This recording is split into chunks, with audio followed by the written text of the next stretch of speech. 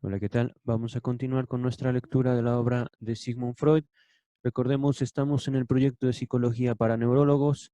Hemos llegado al capítulo 9. Son capítulos breves, así que no vamos tan adelantados. Les sugeriría echar un vistazo a los videos anteriores, si es que este es el video que ven por primera vez. No creo que puedan, digámoslo así, captar mucho sobre el contenido de lo que se puede ver. Este capítulo tiene como título El funcionamiento del aparato, así nada más. A este título viene asociada la observación número 45 de James Strachey, que dice: en el original, a esta sección Freud le puso como título Segunda parte, el cual fue omitido en la primera edición al alemán de esta carta. La razón es que utilizó el mismo encabezamiento para la principal división que estableció luego, la de psicopatología. Eso ya lo veremos, es la segunda parte del texto del proyecto de psicología para neurólogos. Recordando toda esta primera parte, fue enviada a su amigo Wilhelm Fliess en una sola carta. Es decir, este texto no fue pensado para publicarlo, no fue pensado para compartirlo al público en general, sino que se trata de cartas que le enviaba Sigmund Freud a un amigo suyo, Wilhelm Fliess. Por supuesto, si tienen tiempo, les recomendaría mucho echar un vistazo a la lectura de estas cartas de Sigmund Freud a Wilhelm Fliess. Esto ya lo hicimos aquí en este espacio y nos da detalles sobre el paso de un Sigmund Freud neurólogo hacia el Sigmund Freud psicoanalista. Pero bueno, continuando con la nota de James Strachey. Parece lo más sensato seguir en esto a la primera edición en alemán y suprimir dicho título, es decir, ligar toda esta parte, toda esta primera parte, digámoslo así. Un hecho curioso es que estas dos segundas partes, entre comillas, son las únicas divisiones numeradas que fijó el propio Freud. Los títulos parte 1 y parte 3 fueron introducidos por los editores de la primera edición al alemán, y los números arábigos que caracterizan las secciones agregados por el traductor en la versión inglesa. Ahí finaliza la nota de James Strachey. Ya nos da un poquito más, digamos, como de contexto al respecto de esta parte que estamos a punto de leer. Entonces dice Sigmund Freud: ahora uno puede representarse del siguiente modo la operación del aparato constituido por phi, psi y omega. Recordemos aquí, y esto es ya una nota de parte mía, phi, neuronas pasaderas o neuronas perceptivas, psi, neuronas no pasaderas o neuronas mm, digamos, los fenómenos psíquicos, memoria, por decirlo de una manera, y omega o sistema de neuronas de la conciencia o que permiten la conciencia. Para más detalles sobre estos sistemas de neuronas, por supuesto, hipotéticos, no son, digamos, atribuibles a un fenómeno neuronal observable en ese momento. Recordemos, este texto es de 1895. Para más detalle, vean los videos pasados. Ajá. Continúa el texto. De afuera urgen las magnitudes de excitación sobre los terminales del sistema phi o del sistema de neuronas pasaderas. Primero chocan con los aparatos nerviosos terminales y son rebajadas por estos a unos cocientes, probablemente, de un orden superior al de los estímulos intercelulares, o quizá del mismo orden. Aquí recordemos también estímulos intercelulares. Freud propone esta dinámica primeramente en cuanto al sistema de neuronas psi, pero observa que esto no es suficiente para explicarse cómo la percepción es transformada en memoria y luego esta memoria es transformada en conciencia. Es ahí donde introduce, digamos, una dinámica interna del mismo sistema. Continúa el texto.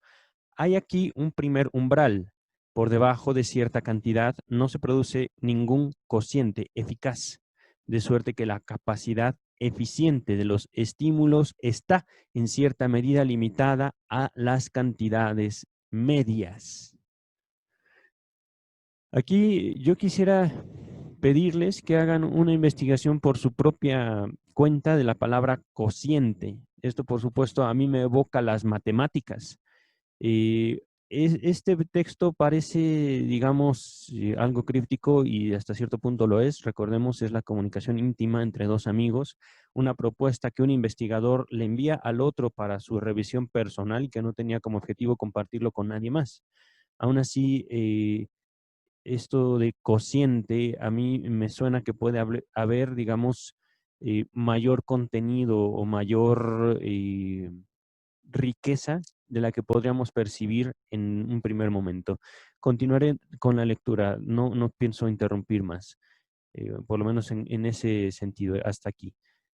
Continúo, dice, además de esto, la naturaleza de las vainas nerviosas terminales actúa como filtro, de suerte que cada uno de los lugares terminales no puede operar estímulos de cualquier índole. Me he comido una palabra. Voy a repetirlo.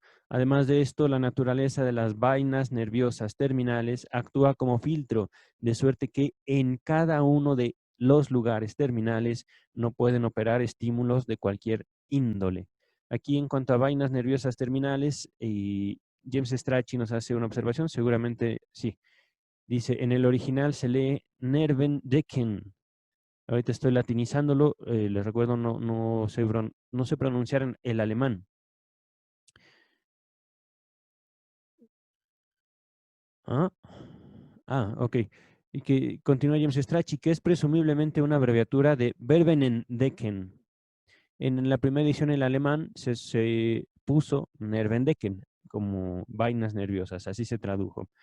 Esto es, digamos, una observación como muy importante para los traductores. Continúa el texto. Los estímulos que efectivamente llegan a las neuronas phi poseen una cantidad y además un carácter cualitativo. Forman en el mundo exterior una serie de cualidad idéntica y de cantidad creciente desde el umbral hasta la frontera del dolor. Aquí en la frase carácter cualitativo, y James Strachey nos hace la observación 47.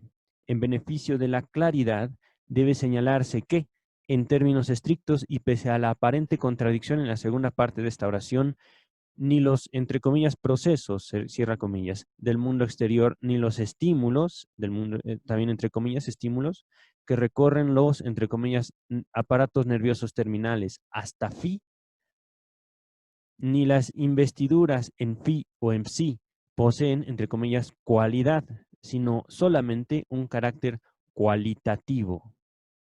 Ah, continúa, entre comillas, el periodo, cierra comillas, que al llegar a omega deviene cualidad. Mm,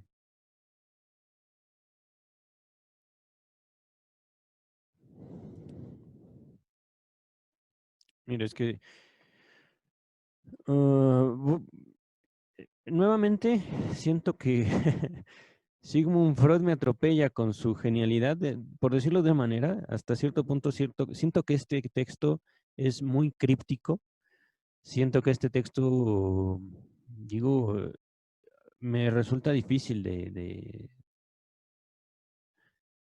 tramitarlo, ¿no? Incluso de leerlo. Siento que dice cosas que no dice y al mismo tiempo eh, yo no estoy captando algo que al parecer queda muy claro, pero bueno, esto, digamos, a mí por un lado, me molesta. eh, Siento yo que debería yo de estar leyendo y leyendo y leyendo este texto para seguir la línea del pensamiento de Sigmund Freud. Y por otro lado, también no puedo yo tanto culpar a Sigmund Freud en este texto, sino más bien a los editores, porque ellos escogen mostrarlo, ¿no? Siento yo que de alguna forma toda el desarrollo que hace Sigmund Freud de su línea de pensamiento a lo largo de toda su vida, después de este texto, a partir de la interpretación de los sueños, y me dejaría mucho más claro esto que estamos leyendo. Posiblemente sea, digamos, como la, mm, lo que hace falta, o que lo que probablemente me haría falta para seguir la línea de pensamiento. Pero bueno, voy a continuar. Y mientras que en el mundo exterior los procesos constituyen un continuum, esto está en latín, continuum, continuum, en dos direcciones, tanto en el orden de la cantidad como en el del periodo, entre paréntesis, cualidad. Los estímulos que les corresponden son la cantidad, en primer lugar, reducidos y en segundo lugar, limitados por una corte, o por un corte, perdón. Y según la cualidad, son discontinuos, de manera tal que ciertos periodos no pueden actuar como estímulos. Véase la figura 12. En estos momentos ya les habré puesto en pantalla esta figura número 12, que dice mundo exterior y estímulos. Aquí parece ser que lo trata de graficar, lo trata de representar por medio de un diagrama. No un diagrama, es como sí, yo podría pensar en una representación matemática de, se me ha ido la palabra, lineal. Es lo único que recuerdo en este momento. Trigonometría, no recuerdo, es digo, trato de acordarme de las lecciones de matemáticas en lo más avanzado que tengo, pero no recuerdo cómo se llama esta representación gráfica, digamos. Lo que sí me queda claro es que trata de aquí, con estas dos gráficas, tratar de eh, representar el efecto del tiempo sobre el organismo.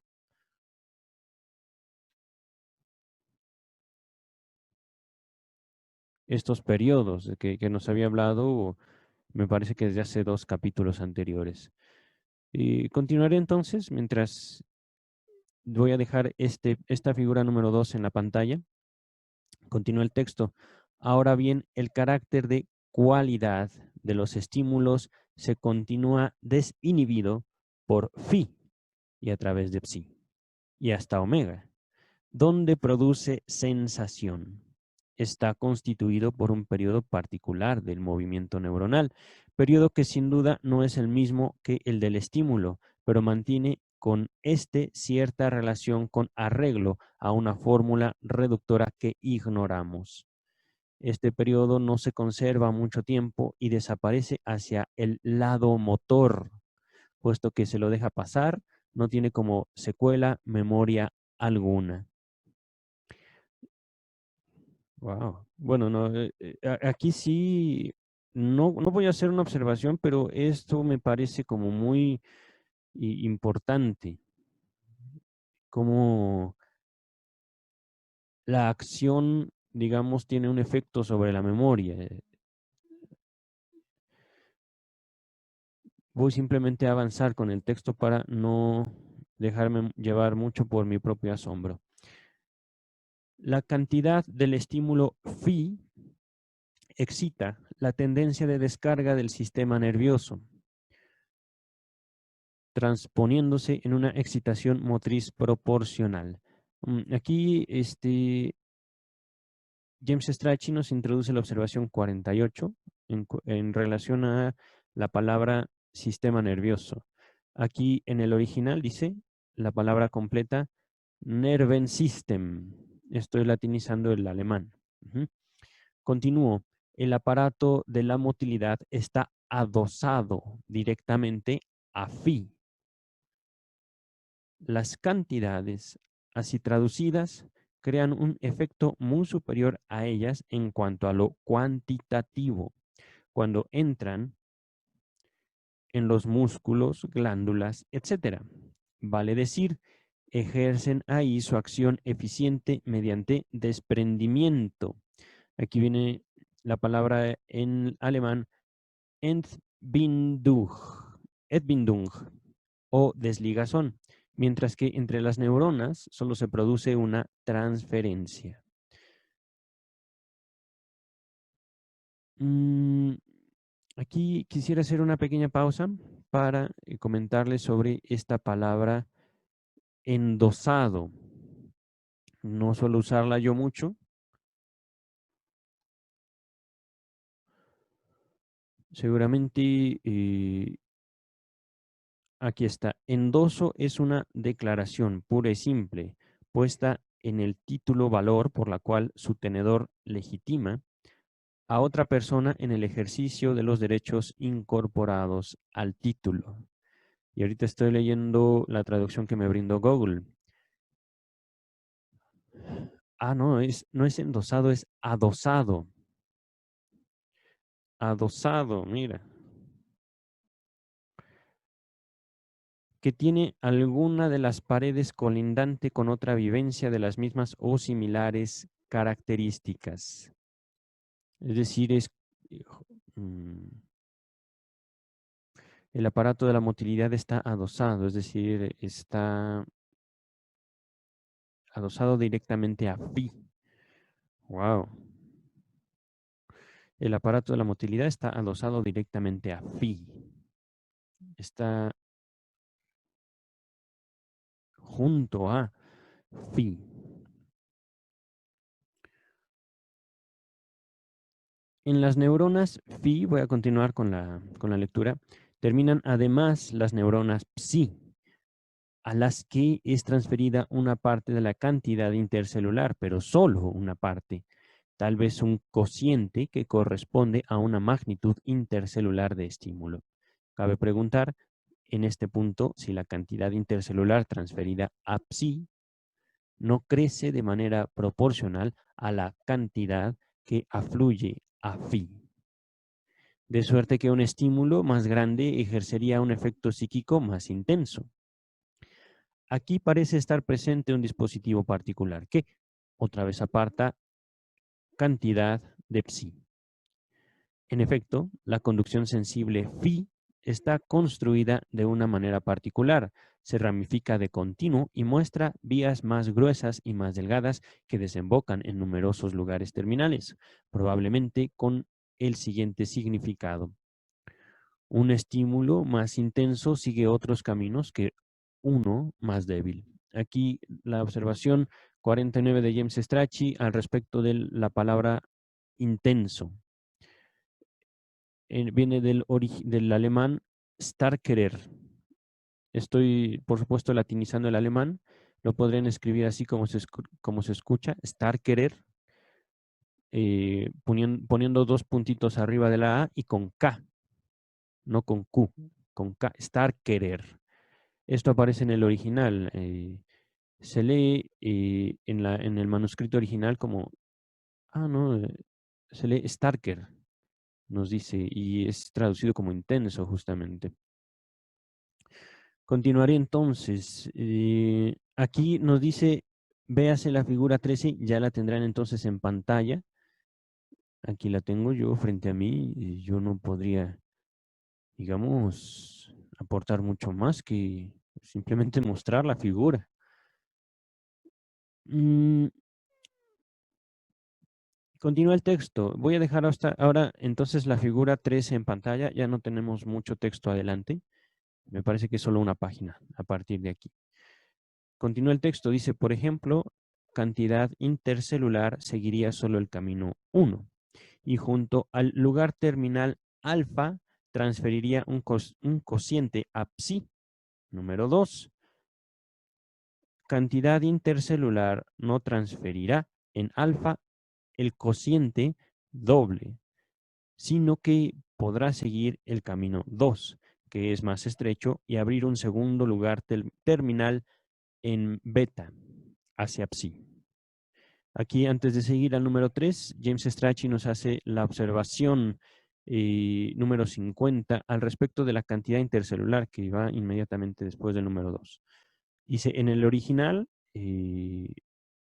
así en el original, es decir, así está en el original, mm, en la primera edición en alemán, esto ha sido modificándose, colocándose cantidad intercelular o QN2, que esto podría malinterpretarse como una cantidad intercelular, digamos, multiplicada. También esto se repite en la 3. Es decir,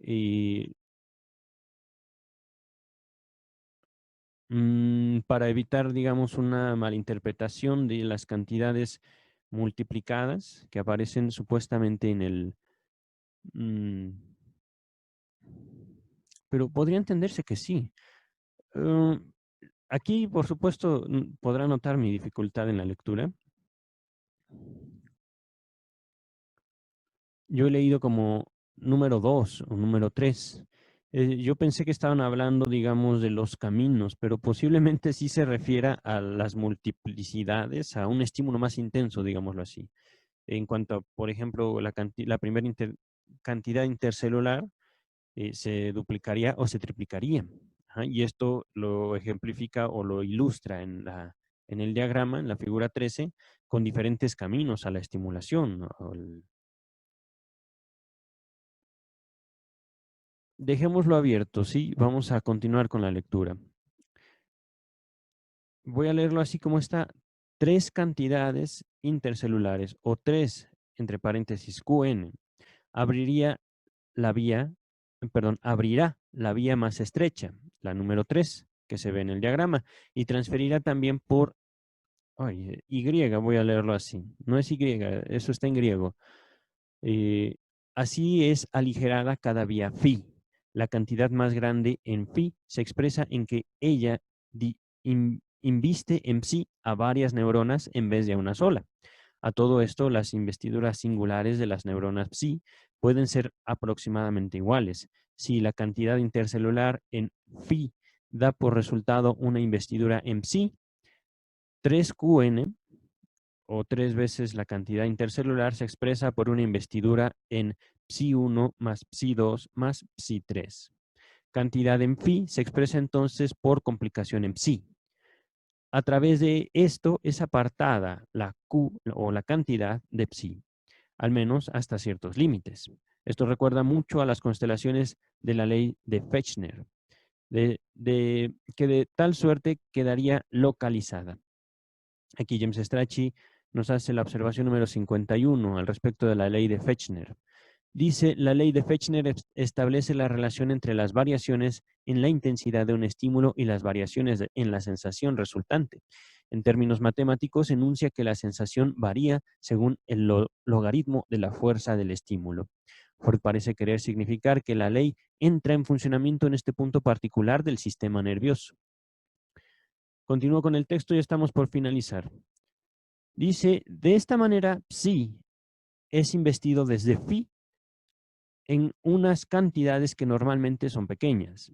La cantidad de la excitación phi se expresa en psi mediante complicación. La cualidad mediante tópica, porque con arreglo a las constelaciones anatómicas, cada uno de los órganos sensoriales solo comercia a través de phi con determinadas neuronas psi. Ahora bien, psi recibe además investidura desde el interior del cuerpo y sin duda es procedente dividir las neuronas psi en dos grupos, las neuronas del manto, que son investidas desde phi, y las neuronas del núcleo, que son investidas desde las conducciones endógenas. Aquí James Strachey, al respecto de la palabra manto, nos hace la observación número 52. Los histólogos de mediados del siglo XIX distinguían dos capas fundamentales de células en la corteza cerebral, designando la más externa de ellas con el nombre de manto o palio. La neuroanatomía posterior reveló que la estratificación de la corteza es más compleja. Recordemos, el texto es de 1895. Naturalmente, si quisiéramos sostener esto con la moderna neurología, no creo que sea posible. Así como tampoco es posible para la moderna neurología construir, digamos, un aparato psíquico fuera de las comunicaciones entre neuronas. Vamos a dejarlo hasta aquí. Ya terminamos el capítulo 9 del proyecto de psicología. Creo que es un texto muy rico, complicado, sí. Y digo, y creo que voy a ver este video muchas veces con el afán de tratar de comprender, tratar de seguir la línea de pensamiento de Freud. Pero en lo de mientras, literalmente tengo un nudo en la garganta en este momento. Hasta cierto punto el texto me espanta por su, por su complicada propuesta, pero vale la pena, vale mucho la pena, creo yo. Me es difícil leer esta parte que el hecho de que Freud no lo haya querido publicar a mí me despierta sospechas. No hacia Sigmund Freud, sino hacia la intención de quien lo publicó al final, de los editores, de los traductores. Es decir, ellos lo conciben como algo importante para eh, observar el desarrollo histórico o la línea de pensamiento de Sigmund Freud, pero si Freud mismo no quería mostrar esto, me siento pues mal por Freud al hacer, digamos, esta lectura. Es parte de la complejidad también de la vida emocional de quien lee. No solo yo, sino también ustedes. Em, pero bueno, vale la pena de todos modos hacer frente a lo que podemos encontrar en el mundo. Y esto, por supuesto, es solo una pequeña parte. Vamos a dejar hasta aquí y continuamos con el siguiente capítulo.